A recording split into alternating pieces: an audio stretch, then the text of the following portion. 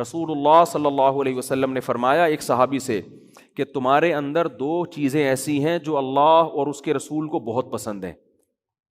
لوگ اکثر کہتے ہیں نا دیوانگی کہ ہم دیوانے ہیں اس معاملے میں، ہم دیوانے ہیں، ہم نے عقل کو ایک طرف رکھ دیا ہے، ہم بالکل پاگل ہیں، اس پاگل پنے پہ ہمیں کیا ہے خوشی ہے، ہم فخر کرتے ہیں. یہ سب قرآن و سنت کے خلاف ہیں.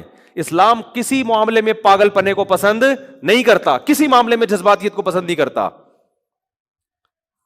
کیوں؟ نبی صلی اللہ علیہ وسلم نے ایک صحابی سے فرمایا کہ تم میں دو چیزیں ایسی ہیں جو اللہ اس کے رسول کو بہت پسند ہیں. حالانکہ نبی نے کسی کے چہرے پر اس کی تعریف کرنے سے منع کیا ہے، لیکن یہاں نبی صحابی کی تعریف کر رہے ہیں ان کے سامنے. کیوں؟ اس لیے کہ وہ اتنی قابل تعریف چیزیں ہیں کہ اللہ کے نبی نے عام اصول سے ہٹ کے ان کے چہرے پر ان کی تعریف کی کہ یہ ایسی زبردست کوالٹی ہے. جیسے آپ کو پتہ ہے نا کہ یار میں اس بندے کی اس کے منہ پہ تعریف کروں گا تو اس کے خطرہ یہ چوڑے میں آ جائے گا اور اس میں کبر پیدا ہوگا، لیکن بعض دفعہ ایسی صفت ہوتی ہے آدمی کہتا ہے یار جو مرضی ہو جائے یہ تو اس کے سامنے بیان کرنی ہے یار ایسی کوالٹی ایسی زبردست. یعنی بعض دفعہ آپ کو کسی سے حسد ہوتا ہے، جیلسی ہوتی ہے، لیکن وہ ایسا کام کر لیتا ہے آپ حسد کے باوجود کہتے ہو یار ماننا پڑے گا اس بندے نے کام بڑا خاندانی کیا. تو رسول اللہ صلی اللہ علیہ وسلم ان صحابی سے کیا فرما رہے ہیں؟ تمہارے اندر دو خصلتیں ایسی ہیں جو اللہ اور اس کے رسول کو بہت زیادہ پسند ہیں. وہ کیا ہے؟ الحلم والاناہ. یہ سیکھنے کی چیز ہے، میرے بھی سیکھنے کی، آپ کے بھی. میرے اندر بھی یہ عیب ہے کہ یہ دو صفات ہمارے اندر بھی نہیں ہے، آپ کے بھی ہو سکتا ہے. یہ سیکھنے کی چیز ہے. فرمایا ایک حلم کہتے ہیں برداشت، ایک ہے الاناہ. اناہ کہتے ہیں جلد بازی کے اگینسٹ، یعنی جلد بازی نہ ہو، ہر چیز میں آپ میچور سنجیدہ ہو کے اس کے تمام پازیٹیو نیگیٹو پہلوؤں پہ غور کر کے فیصلہ کریں. آپ یہ جو ہے نا ایک دم کھوپڑی گھوم گئی میری، یہ جو آج کل ایک فیشن ہے، بھائی فلاں نے ایسی بات کی میرے تو کھوپڑی گھوم گئی، تو میں تو کر. ابے بھائی تو کھوپڑی تیری جس کے سامنے گھومی ہے اگر اس کی تھوڑی سی گھوم گئی نا، تیری پوری 180 ڈگری پہ گھوم جائے اور اس کی صرف 1 ڈگری گھوم جائے، وہ اتنا پاورفل ہے کہ اس کا 1 ڈگری تیرے 180 ڈگری پہ بھاری ہوگا. تو کر کے کیا آیا ہے؟ ہمارے ایک جاننے والے نا بھری محفل میں اپنے باس کو یعنی فوش گالیاں دے کے آ گئے اور آ کے بتا رہے ہیں بھائی میں نے تو باس کو سنا دی. اس کے باس پاورفل آدمی تھا، اس نے کیس کر کے اندر کرا دیا. اب جیل کے اندر جا رہے ہیں، یار کیا ہو گیا یار، بڑی ٹینشن. اس کے بعد جا کے اس کے ہاتھ پاؤں جوڑے، اس کے پاؤں کے سر معاف کر دو، اس نے معاف کر کے بری کر دیا. تو یہ وہ لوگ ہیں جن کی کھوپڑی کسی بھی ٹائم پہ گھوم سکتی ہے. تو یہ کوئی کمال نہیں ہے ایک دم کھوپڑی گھومتے ہیں. ٹھیک ہے آدمی بعض دفعہ مذاق میں مجازن کہہ دیتا ہے کہ میری کھوپڑی گھوم گئی، لیکن فی نفسی ہی یہ کوئی اچھا کام نہیں ہے. الحلم کا معنی برداشت. برداشت کسے کہتے ہیں؟ کہ جیسے ہی کوئی بات آئی فوراً ری ایکشن نہیں ہونا چاہیے، سوچو، برداشت کرو، غصے پہ کنٹرول کرو. جب ٹھنڈا ہو جاؤں گا اس وقت بیٹھ کے فیصلہ کروں گا. اور انات کا مطلب فیصلے میں جلد بازی نہیں. جلد بازی کا مطلب کیا ہے؟ کیا 6 مہینے بعد فیصلہ کرنا ہے آپ نے؟ نہ. بعض فیصلے تو 1 دن میں کرنے ہوتے ہیں. جلد بازی کی یہ ڈیفینیشن نہیں ہے کہ فوراً فیصلہ نہیں، یا 1 سال بعد، یا 5 سال بعد، یا 10 سال بعد. نہ. جلد بازی میں فیصلے کا مطلب یہ ہے کہ جب تک آپ نے کسی کام کا ارادہ کر لیا، آپ نے کر لیا کہ یار اس کا میں نے یہ ری ایکشن دینا ہے، تو اس ری ایکشن پہ جب تک اس کے تمام پازیٹیو اور نیگیٹو پہلوؤں پہ غور نہ کر لیں اچھی طرح سے، اس وقت تک آپ نے فیصلہ نہیں کرنا کہ میں نے ری ایکٹ کرنا کیا ہے. چاہے وہ 1 منٹ میں کر لیں آپ، چاہے 1 سال میں کریں. بعض لوگ 1 منٹ کے اندر تجزیہ کر لیتے ہیں، تو وہ 1 منٹ میں اگر فیصلہ کر لیں گے تو یہ جلد بازی والا فیصلہ نہیں کہلائے گا. بعض 1 سال میں بھی نہیں کر پاتے، وہ 10 سال میں بھی کریں گے تو جلد بازی والا فیصلہ کہلائے گا. نہیں آ رہی بات؟ میرا خیال ہے یہ کوالٹی کسی کے اندر پیدا ہو جائے تو دنیا میں اس سے زیادہ کامیاب انسان کوئی نہیں ہے. اور سب سے زیادہ یہ کوالٹی ہمارے پیغمبر صلی اللہ علیہ وسلم میں تھی. یہی وجہ ہے کہ 23 سال میں پورے عرب کی کایا پلٹ دیا آپ نے. 23 سال میں ایسے پلٹ کے رکھ دیا پورے معاشرے کو. ایک معاشرہ جس میں جہالت، ایک معاشرہ جس میں توہم پرستی، فضول نظریات، ایک معاشرہ جو بیت اللہ کے اندر 360 بتوں کو رکھ کے پوجتا ہے. تو 13 سال تو آپ دعوت دیتے رہے. لیکن کیسی پالیسی آپ صلی اللہ علیہ وسلم نے اختیار کی ہیں کہ 23 سال میں ایسا کھڑا کر دیا امت کو کہ پوری دنیا میں اسلام پھیل گیا تھوڑے عرصے کے اندر، ایسی جماعت تیار کر دی۔ اس میں کیا ہے، آپ نبی کی سیرت میں ہر جگہ ایک چیز دیکھیں گے، جلد بازی آپ کو نظر نہیں آئے گی، غصہ نظر نہیں آئے گا، برداشت نظر آئے گی ہر جگہ۔ صلح حدیبیہ دیکھ لیں نا، صلح حدیبیہ میں 400 صحابہ فدائی حملے کے لیے تیار ہیں۔ فدائی ہی ہے نا کہ ہم جب تک ہماری شہادت نہیں ہو جاتی ہم لڑتے رہیں گے۔ ایک طرف اتنا جوش، اتنی طاقت، اتنی قوت، دوسری طرف صلح کے لیے کیا ہو رہا ہے، کتنی ایسی شرطیں رکھی جا رہی ہیں جو ساری مسلمانوں کے اگینسٹ جا رہی ہیں، کہ بھئی وہاں سے کوئی مسلمان ہو کے اگر مدینہ آئے گا تو اس کو فوراً واپس کیا جائے گا، ادھر سے کوئی اگر کافر ہو کے چلا گیا تو ہم واپس کرنے کے مجاز نہیں ہے۔ نبی نے یہ شرط مانی، کیوں؟ آپ کو پتا تھا کہ اس سے جنگ ٹل رہی ہے، جنگ ٹالنے میں جو اسلام کو فائدہ ہے وہ جنگ کرنے میں فائدہ نہیں ہے۔ یہ 1400 صحابہ موت پر بیعت تو لے چکے ہیں، لیکن اگر ان کو شہید ہی کروانا ہے تو میرا تو سارا سرمایہ یہ تو لڑ کے شہید ہو جائیں گے، آگے تو پورا عرب کھڑا ہوا ہے، کس کس سے لڑیں گے یہ؟ تو میں نے ان کی بھی تو حفاظت کرنی ہے نا۔ آپ کے ماتحت لوگ اگر جان دینے کے لیے حاضر ہیں تو یہ ان کی خوبی ہے، لیڈر کی خوبی ہے کہ ان کی جان کو بچائے، وہ اس کی خوبی یہ نہیں کہ ٹھیک ہے جی چلو بسم اللہ کرو، اللہ مدد کرے گا۔ اللہ مدد کرے گا جب آپ زمینی کوائف پورے کریں گے، پھر مدد کرے گا۔ نوح علیہ الصلوۃ والسلام 40 لوگ ایمان لائے تھے، پوری دنیا ایک طرف تھی، کہیں بھی نہیں ملتا کہ نوح علیہ السلام نے عالم جہاد بلند کر دیا ہو کہ ہم 40 لوگ ہیں اب ہم لڑیں گے اللہ غالب کرے گا، کیونکہ اسباب کی دنیا میں 40 آدمی 40 لاکھ سے یا 40,000 سے لڑ نہیں سکتے، گراؤنڈ ریئلٹی کو دیکھ کر فیصلہ کیا جائے گا۔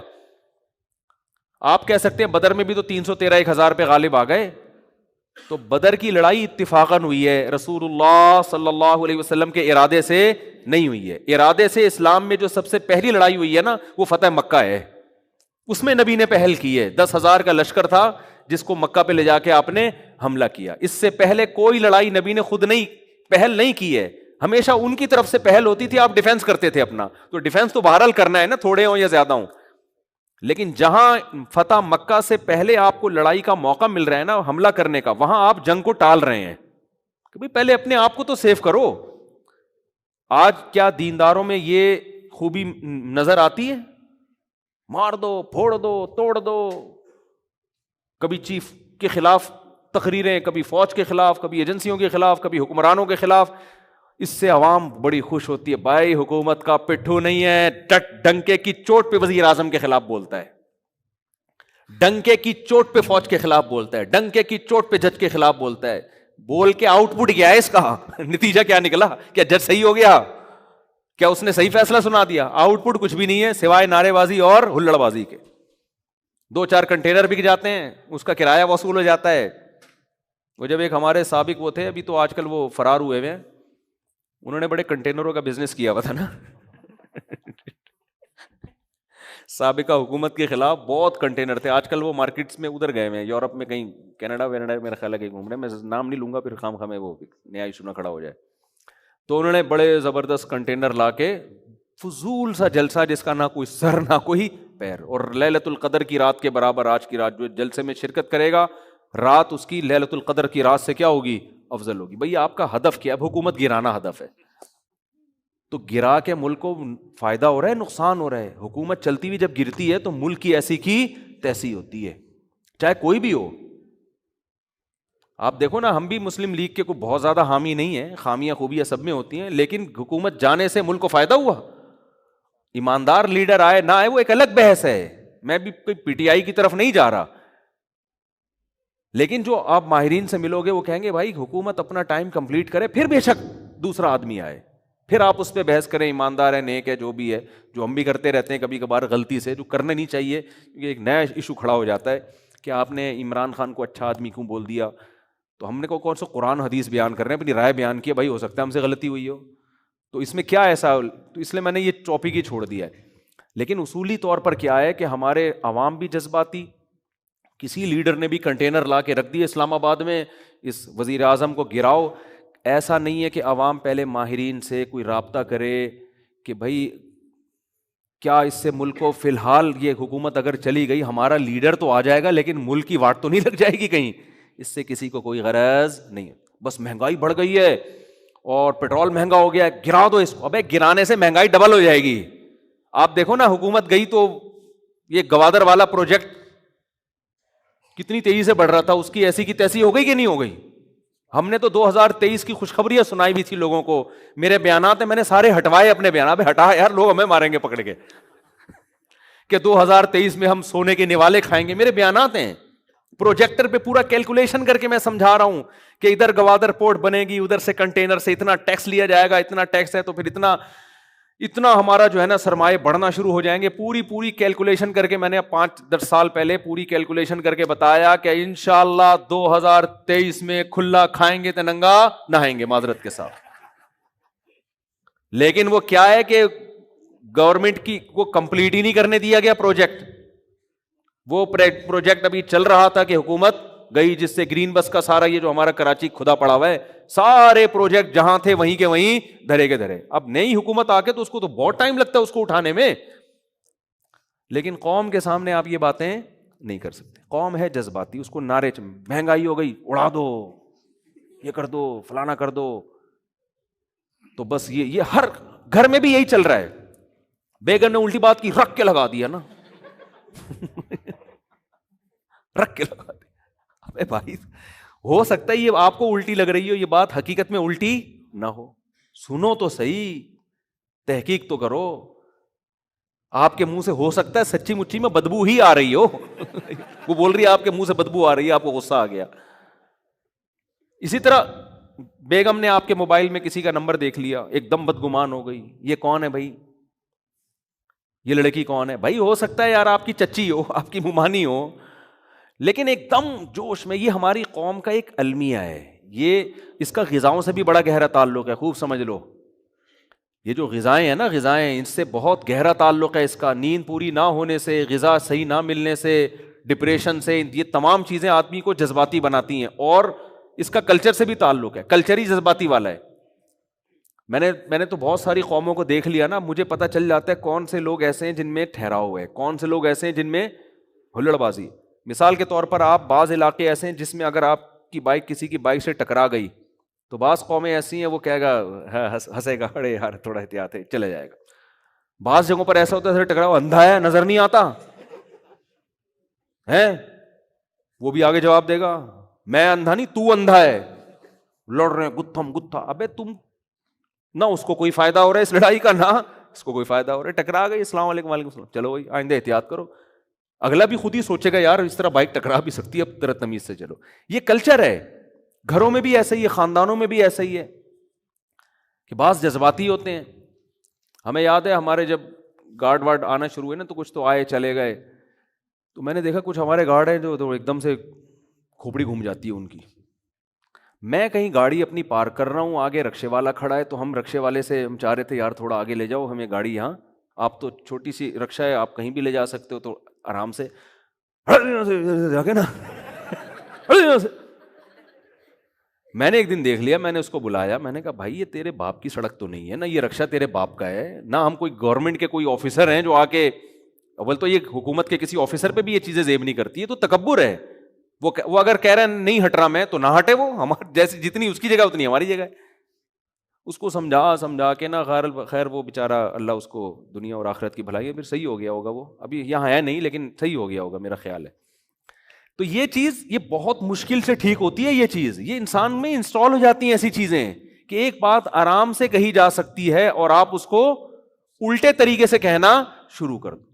اور زیادہ تر جو گھریلو جھگڑے, ملکی جھگڑے, پھڈے, یہ سارے اسی بیس پر ہوتے ہیں کہ آپ ایک دم ایکسائٹڈ ہوتے ہیں اور ایک بات تمیز سے کہنے کی تھی, سمجھانے کی تھی, آپ فائرنگ کرنا شروع کر دیتے ہیں, کھوپڑی گھومتی ہے. اور یہ فیشن بن گیا, میں کھوپڑی گھوم جاتی, میں تو یوں.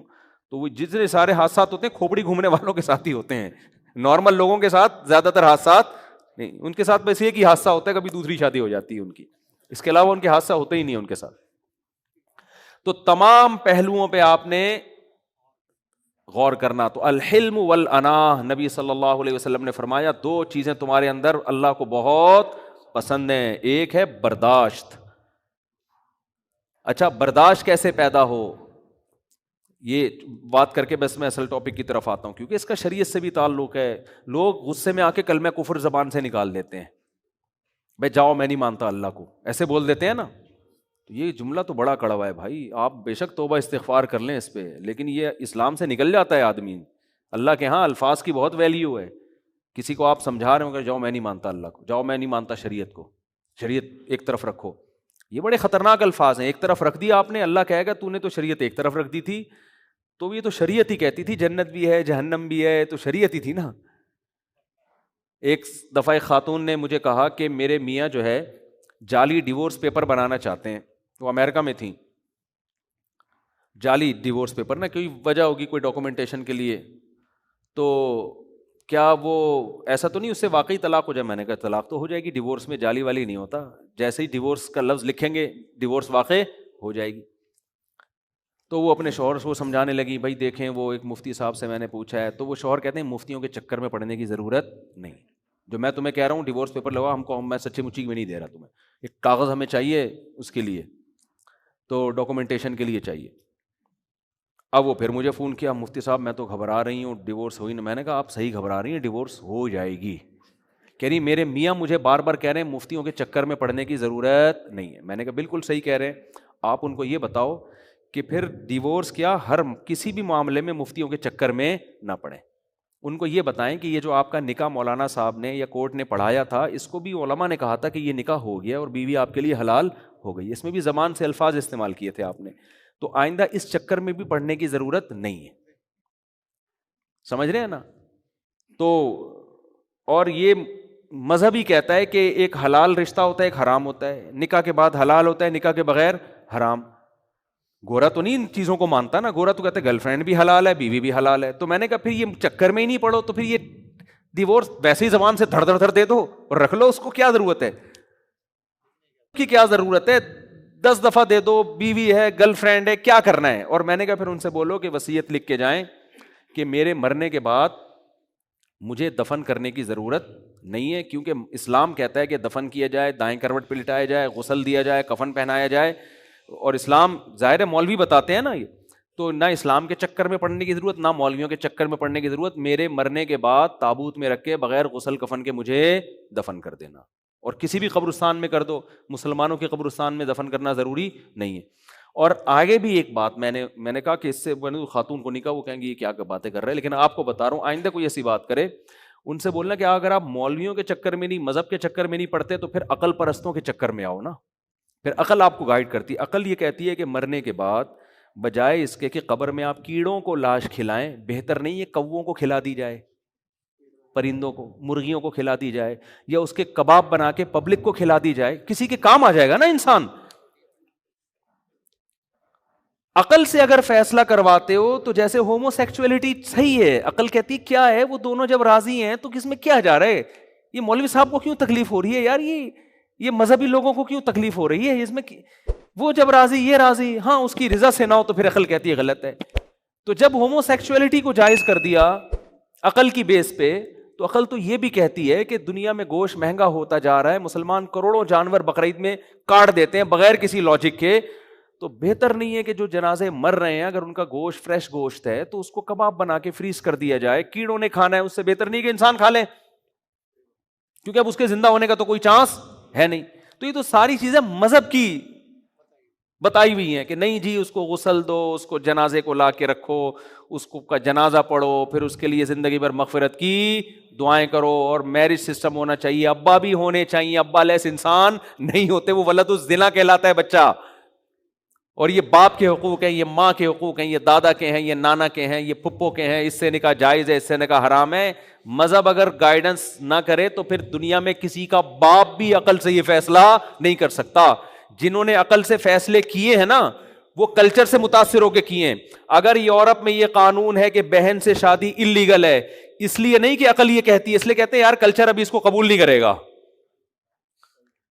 تھوڑے وقت پہلے تک ان کا کلچر ہومو سیکچولیٹی کو قبول نہیں کرتا تھا تو یہ اللیگل تھی. جب ان کے کلچر میں یہ لڑکوں سے بدفعلی کرنے والے ہول سیل کے حساب سے پیدا ہو گئے، کلچر نے اس کو ایکسپٹ کر لیا، انہوں نے قانون کا حصہ بنا دیا. اور ایسا حصہ بنایا کہ آپ اگر یہ ثابت کر لیں کہ میں اس گندگی کا عادی ہوں، ٹھک کر کے آپ کو ویزا مل جائے گا. اتنا زبردست بنا دیا کہ نہ صرف لیگل ہے بلکہ باعث ثواب ہے. سمجھ رہے ہو؟ باعث ثواب کا مطلب آپ کو یعنی ویزا مل جائے گا آپ کو. میرے پاس فون آتے ہیں نا، لوگ کہتے ہیں یار وہ ہم اپنے آپ کو اگر یہ گئے ہوئے لکھ دیں تو ویزا مل جائے گا. میں نے کہا خدا کو ڈرو یار، اللہ کے بندے خدا سے ڈرو، اللہ کے بندے کیا کر رہے ہو تم؟ کہہ رہے جھوٹی موٹی کا لکھ رہے ہیں. اول تو وہ جھوٹی موٹی مانتے نہیں ہیں، جھوٹی موٹی کے ٹیسٹ بھی کراؤ گے، کیا کرو گے؟ چھوڑو، اپنے ملک میں ہی رہو یار، آرام سے عزت کے ساتھ جاؤ. تو چونکہ کلچر نے اس کو ایکسپٹ نہیں کیا، اس لیے کلچر میں مدر سے میری بھی ان کے لیے جائز نہیں ہے، یہ اللیگل ہے. بہن سے شادی بھی کیا ہے؟ اللیگل ہے. عقل اور غیرت کہتی ہے کزن سے شادی جائز ہونی چاہیے، کیونکہ کزن کے بارے میں وہ جذبات نہیں ہوتے جو بہن کے بارے میں ہوتے ہیں. لیکن ان کا کلچر کیونکہ کزن میرج کی بھی اجازت نہیں دیتا، لہذا کزن میرج بھی کیا ہے؟ اللیگل. تو وہ جو عقل سے فیصلے کر رہے ہیں نا مذہب سے ہٹ کے، وہ عقل خالص عقل نہیں ہے، اس عقل میں کلچر کا تڑکا لگا ہوا ہے. جب کلچر چینج ہوگا تو عقل بھی کیا ہو جائے گی؟ عقل کہتی ہے شراب پینا چاہیے یا نہیں پینی چاہیے؟ نہیں. لیکن عقل پرستوں کی عقل کہتی ہے کہ اللیگل ہے شراب. ہاں آپ ڈرائیونگ نہ کریں شراب پی کے، ہاں آپ شراب پی کے کوئی حساس کام نہ کریں، چولہا نہ جلائیں ٹھیک ہے نا. لیکن وہاں کتنے حادثات شراب پی کے ہوتے ہیں، اس لیے کہ پینے کے بعد تھوڑی پتا ہوتا ہے کہ میں نے ڈرائیونگ کرنی ہے کہ نہیں کرنی ہے. پینے کے بعد تھوڑی پتا چلتا ہے. تو بعض دفعہ پی کے آدمی بھول جاتا ہے کہ قانون کیا ہے، لا کیا ہے. وہ ڈرائیونگ سیٹ پہ آگے 25-30 بندوں کو پیلتا ہوا چلا جاتا ہے. عقل یہ کہتی ہے کہ یہ ایک قطرہ بھی حرام ہونا چاہیے اس کا، لیکن کلچر چونکہ شراب کا ہے تو وہ لیگل ہو گئی ہے. تو اس لیے اگر آپ مذہب کو سے گائیڈنس نہیں لیتے تو آپ سے بڑا حیوان اور درندہ دنیا میں کوئی نہیں ہے. اور جو درندگی ابھی ہے وہ آگے بڑھے گی. تو میں نے ان سے خاتون سے کہا اپنے میاں سے بولو مولویوں کے چکر میں اگر نہیں پڑھنا تو بالکل بھی نہ پڑھو.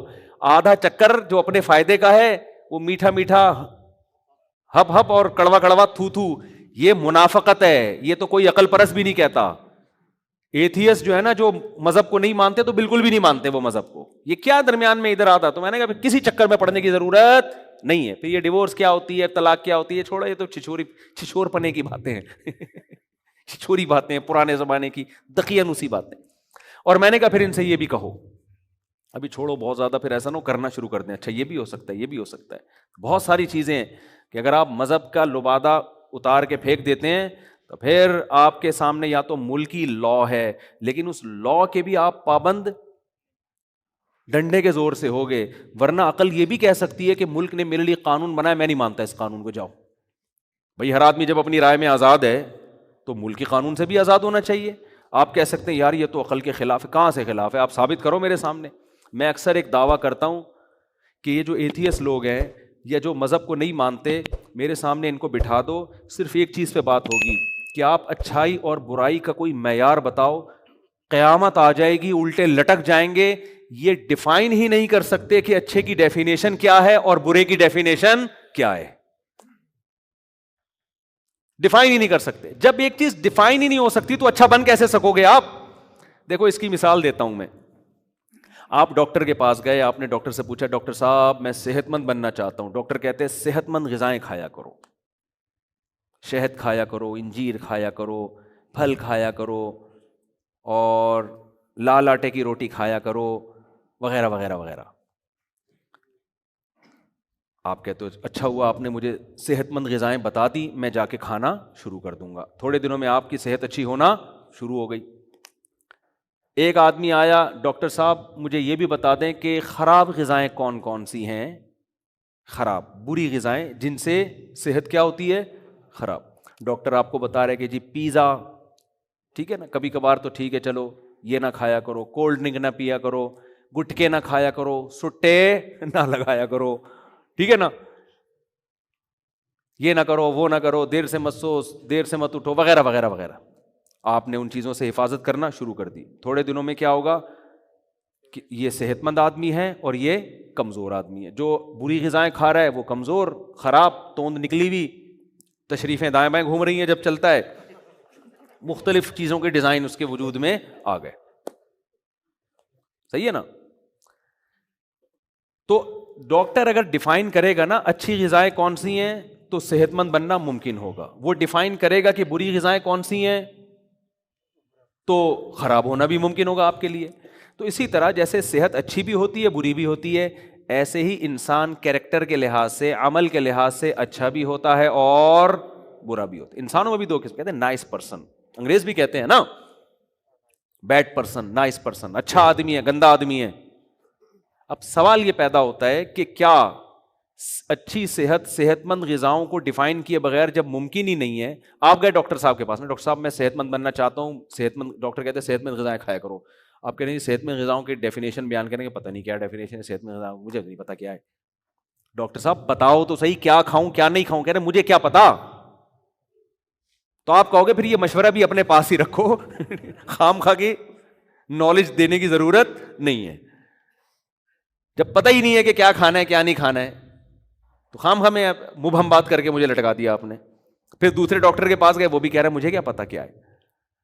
تو اسی طرح یاد رکھو دنیا میں دو ہی قسم کے لوگ ہیں, کچھ اچھے ہوتے ہیں کچھ برے. جانوروں میں نہیں ہوتی ہے یہ تقسیم, کتے میں اچھا برا نہیں ہوتا. کتے جو سافٹ ویئر اللہ نے اس میں انسٹال کر دیا, کتا ہمیشہ کتا ہی رہے گا.